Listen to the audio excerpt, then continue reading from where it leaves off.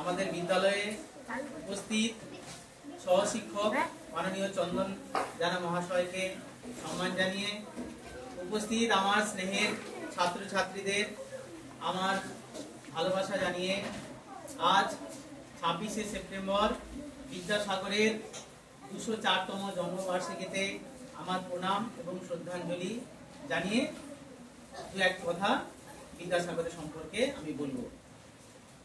ঊনবিংশ শতাব্দীর নবজাগরণে ঈশ্বরচন্দ্র বিদ্যাসাগর ছিলেন এক বড় মাপের সমাজ সংস্কারক, গদ্যকার অর্থাৎ লেখক, এবং তার সাথে তিনি একজন দার্শনিক এবং চিকিৎসকও বটে। চিকিৎসক কিভাবে ছিলেন সেই গল্প আমি তোমাদেরকে বলবো। 1820 সালের 26শে সেপ্টেম্বর অবিভক্ত মেদিনীপুর জেলার বীরসিংহ গ্রামে তিনি জন্মগ্রহণ করেছিলেন এক দরিদ্র ব্রাহ্মণ পরিবারে। বাবার নাম ছিল ঠাকুরদাস বন্দ্যোপাধ্যায়, মায়ের নাম ছিল ভগবতী দেবী। ঠাকুরদাস বন্দ্যোপাধ্যায় ছিলেন অত্যন্ত জ্ঞানী মানুষ এবং মা ভগবতী দেবী ছিলেন অত্যন্ত দয়ালু মহিলা। সম্ভবত এই কারণেই ঈশ্বরচন্দ্র বিদ্যাসাগরের মধ্যে দুটি গুণের সমাবেশ ঘটেছিল। বাবার কাছ থেকে হয়তো জ্ঞানটা পেয়েছিলেন এবং মায়ের কাছ থেকে পেয়েছিলেন দয়া। সেই কারণে তিনি একধারে যেমন বিদ্যার অধিষ্ঠাত্রী বিদ্যার অধিষ্ঠান হয়েছিল উনার মধ্যে, ঠিক তেমনি তার মধ্যে দয়ার দেবতাকেও আমরা দেখতে পাই এই ঈশ্বরচন্দ্র বন্দ্যোপাধ্যায়ের মধ্যে। এই ঈশ্বরচন্দ্র বন্দ্যোপাধ্যায় আমাদের বলতে গেলে বাংলার প্রথম শিক্ষাগুরু এবং প্রথম আমাদের কাছে একজন আদর্শ শিক্ষক। এই বিদ্যাসাগর যদি না থাকতো তাহলে আমরা হয়তো বর্ণ পরিচয় পেতাম না। এই বিদ্যাসাগর যদি না থাকতো তাহলে হয়তো আমরা বোধোদয়, কথামালা আরো অনেক বই সেই উপহারটুকু আমরা পেতাম না। এই বিদ্যাসাগর যদি না থাকতো তাহলে হয়তো বাল্য বিবাহ রোধ হতো না। এই বিদ্যাসাগর যদি না থাকতো তাহলে হয়তো বিধবা বিবাহ আইন পাস হতো না। এই বিদ্যাসাগর যদি না থাকতো তাহলে এই বাংলাকেও হয়তো অনেকেই চিনত না। বিদ্যাসাগর ছিলেন সেই জ্ঞানের একটা জ্বলন্ত মশাল, যে মশালে আমরা সবাই আলোকিত হয়েছি। এই বিদ্যাসাগর অত্যন্ত দরিদ্র পরিবার থেকে তিনি বড় হয়েছেন। তিনি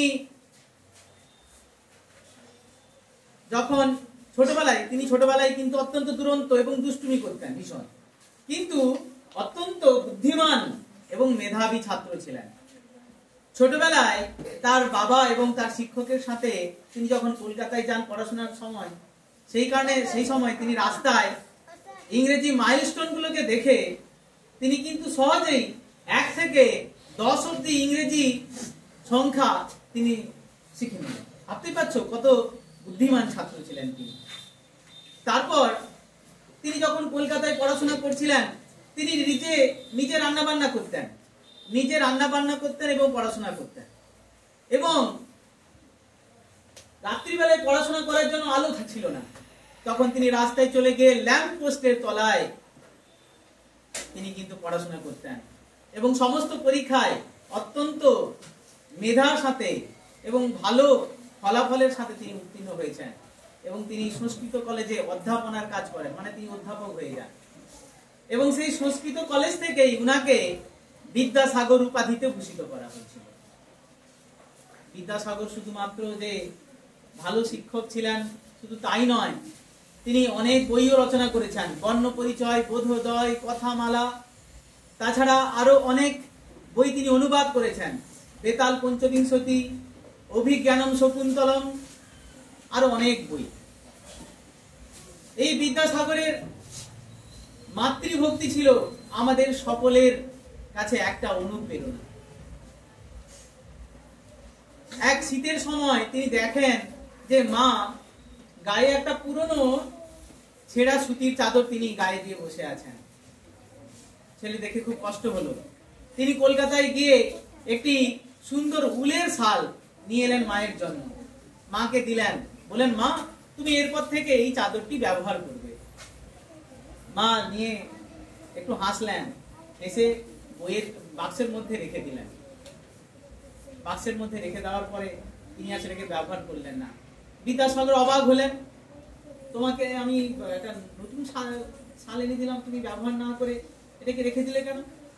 মা তখন বললেন, গ্রামে অনেকেই রয়েছে যাদের গায়ে দেওয়ার মতন এই ছেঁড়া চাদরটুকুই নেই, তারাও শীতে কষ্ট পাচ্ছে, আমার এই চাদরটি গায়ে দিতে আমার ভীষণ লজ্জা লাগছে। মায়ের মনের কথা কিন্তু বিদ্যাসাগর তার পুত্র কিন্তু বুঝে নিলেন। তিনি কলকাতা গিয়ে গ্রামের সকলের জন্য চাদর নিয়ে এলেন এবং মায়ের হাত দিয়ে সেটা তিনি সবাইকে বিলি করে দিলেন। মা তারপর সেই উলের চাদরটি গায়ে দিলেন। তাহলে ভাবতে পারছো তো, যেমন মা ঠিক তেমনি তার ছেলে। তাছাড়া আমাদের স্যারও বলেছেন, যখন তিনি কলকাতায় চাকরি করছিলেন সেই সময় কেউ বলে তার মায়ের অসুস্থতা, আবার কেউ বলেন তার ছোট ভাইয়ের বিয়ের জন্য একটা চিঠি গিয়েছিল বিদ্যাসাগরের কাছে যে বাড়িতে এখনই চলে আসতে হবে। বিদ্যাসাগর মায়ের কথা শুনেছেন, এতদিন অবধি তিনি মায়ের কথা কখনো অবাধ্য হননি। তাই তিনি সেখানকার যে প্রধান যিনি রয়েছেন তাকে বললেন যে আমাকে ছুটি দিতে হবে। তিনি ছুটি দিলেন না। তখন তিনি বললেন, তাহলে আমি চাকরি ছেড়ে দেব। তারপর তিনি ছুটি দিয়েছিলেন। সম্ভবত উনার নাম মার্শাল, ইংরেজ। তো তার কাছ থেকে ছুটিটা নিয়ে তিনি চলে এসেছেন। কিন্তু রাস্তা প্রচন্ড দুর্গম, এইরকম প্রচন্ড ঝড় বৃষ্টি হচ্ছে, দামোদর নদ পার হয়ে যেতে হবে। নদীতে না আছে কোনো মাঝি, না আছে কোনো নৌকা। কি করবেন? মায়ের আদেশ পালন করতে হবে। সোজা একদম দামোদর নদীর উপর ঝাঁপিয়ে পড়লেন। সাঁতার কেটে কেটে তিনি বাড়ি চলে গেলেন। ভাবতে পারছো এত মাতৃভক্তি। তারপরে আরো উনার অনেক কর্মকাণ্ড রয়েছে যেগুলো কিন্তু আমাদের কাছে একটা অনুপ্রেরণা হয়ে রয়েছে। উনার মাতৃভক্তি, উনার দয়া দান, এগুলো আমরা বলে শেষ করতে পারবো না। চিকিৎসক বলেছিলাম কেন, সেই কারণে একটু বলছি। এই বিদ্যাসাগর তার শেষ জীবনে তিনি কিন্তু কারমাটার কাছে তিনি থাকেন। সেখানে তিনি সাঁওতালদের মধ্যে তিনি থাকতে ভালোবেসেছিলেন এবং সেখানে যখন ছিলেন সেই সময় তিনি গরিব অসহায় সাঁওতালদের তিনি কিন্তু খাবার দিয়ে সাহায্য করতেন এবং তারা অসুস্থ হলে তিনি হোমিওপ্যাথি চিকিৎসা করাতেন। বুঝতে পেরেছ তো? হাঁপানি রোগের চিকিৎসা তিনি করাতেন এবং উনারও শুনেছি যে উনারও হাঁপানি রোগ ছিল এবং তিনি একটা পদ্ধতি বের করেছিলেন। তো সেই পদ্ধতিতে উনি সুস্থ হয়েছিলেন। আর সেইভাবে তিনি অনেককেই তিনি কিন্তু ওই হোমিওপ্যাথি চিকিৎসার মাধ্যমে সুস্থ করে তুলেছিলেন। এইভাবে তিনি কিন্তু একাধারে কিন্তু যেমন সমাজ সংস্কারক, বিদ্বান ব্যক্তি, দয়ার পুরুষ, তেমনি আবার একজন চিকিৎসক। এবার সমাজ সংস্কারক সম্পর্কে স্যার বলেছেন, তবুও আমি একটু ছুঁয়ে যাচ্ছি। সেটা হচ্ছে কি, এই যে তোমরা পড়াশোনা করছো, স্কুলে আসছো, তোমরা অত্যন্ত সৌভাগ্যবতী। তোমরা মেয়েদের কথা বলছি কেন না, তোমাদের মতন বয়সে এবং তোমাদের থেকে আরো অল্প বয়সে মেয়েদের আগেকার দিনে বিয়ে হয়ে যেত, সংসার ধর্ম পালন করতে হতো। এই বাল্য বিবাহ কিন্তু বিদ্যাসাগর কিন্তু রোধ করার চেষ্টা করেছিলেন। বাল্য বিবাহ তারপর কি না, সেই সময় সমাজে একজন পুরুষ অনেকজনকে বিয়ে করতে পারতেন, অর্থাৎ বহু বিবাহ প্রথা চালু ছিল। তো সেই প্রথাকে লোপ করার জন্য তিনি আইন আনার চেষ্টা করেছিলেন। তারপরে উনার সব থেকে বড় যেটা একটা কাজ ছিল সেটা হচ্ছে বিধবা বিবাহ আইন পাশ করা। তৎকালীন সমাজে অল্প বয়সে মেয়েরা বিধবা হয়ে যেত, তাদের আবার পুনরায় বিয়ে দেওয়ার কোনো ব্যবস্থা ছিল না। তাদের জীবন ছিল অত্যন্ত যন্ত্রণাময়। তাদেরকে রক্ষা করার জন্য, তারা যাতে আবার পুনরায় বিয়ে করে নতুন জীবন শুরু করতে পারে, সেই জন্য উনি বিধবা বিবাহ আইনও চালু করেছিলেন ইংরেজদের প্রচেষ্টায় এবং সেটা চালুও হয়েছিল। এর জন্য তিনি সমাজের কাছ থেকে, মানে সমাজে যে গণ্যমান্য ব্যক্তি ছিলেন এবং সমাজের সমস্ত স্তরের মানুষের কাছ থেকে তিনি সই চেয়েছিলেন এবং দেখা হয়েছিল কি যে বিধবা বিবাহ আইনের জন্য, আইন যাতে হয় তার জন্য সই কিন্তু অনেক কম পড়েছিল।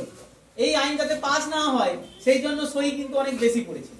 কিন্তু কম সই থাকা সত্ত্বেও ইংরেজদের সহযোগিতায় এবং উনার চেষ্টায় তিনি কিন্তু বিধবা বিবাহ আইন চালু করেছিলেন এবং বিধবারা নতুন বিয়ে করে নতুন ভাবে জীবনযাপন শুরু করেছিলেন। এবং উনি তার নিজের ছেলে নারায়ণকে একজন বিধবাকে বিয়েও দিয়েছিলেন। বুঝতে পেরেছো তো? তো উনি এতটাই মহান ছিলেন। এই বিদ্যাসাগর শুধুমাত্র শিক্ষা নয়, উনি উনার জীবন দিয়ে, উনার জীবনে, উনার কর্মজীবনের মধ্যে আমাদেরকে দেখিয়ে দিয়ে গেছেন যে শুধু শিক্ষিত হলে চলবে না, আমাদেরকে সমাজের জন্য অনেক কাজ করতে হবে। এখনকার দিনে আমি এর আগের বারেও বলেছিলাম, আমাদের মধ্যে বড় মূল্যবোধের অভাব, আমাদের মধ্যে বড় মানবিকতার অভাব, আমাদের মধ্যে বড় দয়ার অভাব। আমরা উচ্চ শিক্ষিত হয়ে যাচ্ছি কিন্তু ভালো মানুষ হতে পারছি না। আমরা বিদ্যাসাগরের সম্পর্কে জানলাম, আমরা যদি উনারকে যদি একটুখানি শ্রদ্ধা করে থাকি, তাহলে আমাদের সকলের উচিত উনার মতন দয়াবান হওয়া, মানবিক হওয়া এবং সমাজের জন্য অনেক কিছু করা। আশা করি তোমরা সেটুকু করবে। এই বলে আমি আমার বক্তব্য শেষ করছি।